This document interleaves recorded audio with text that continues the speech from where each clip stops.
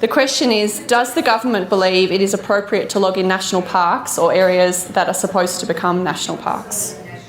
In terms of the assertions that the honourable member makes in relation to logging in national parks, there are a number of protections as a function of statute, and we expect they are observed by all. And as a government that has added, as a political party, I should say, as a political party that in government has added to our forest network, properly protecting both biodiversity and assets that are owned by every single Victorian today, tomorrow and into the future, I can proudly say that where there are structures, where there are rules, where there are protections, then it's the government's expectation that they are observed by all at all times.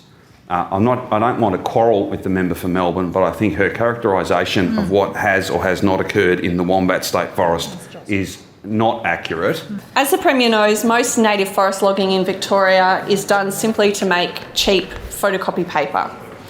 Logging is subsidised by the state government, and last year the industry lost over $15 million. The Premier mentioned in his answer that the industry is clearly unsustainable.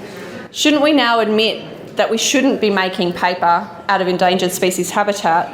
And isn't it time to bring forward the transition out of native forest logging? I'm not sure what you were reading off, but regardless of what you wrote it on, it is simply incorrect and I don't want to misquote you, but I think the member for Melbourne insinuated that most native timber logging is simply for the purposes of making paper. That is simply wrong. It is a byproduct of saw logs that are used for a good deal of other material. And the green contingent up there can laugh, but the facts are very, very clear. You've got the bottom of the tree and you've got the top. You've got the byproduct and you've got the principal saw log. If the member for Melbourne would like a briefing on these matters, in the hope, albeit maybe a vain hope, that we might all have a more accurate picture of what's actually going on in coops and mills and timber communities, I'm more than happy to facilitate that and perhaps elevate this debate to facts instead of fiction.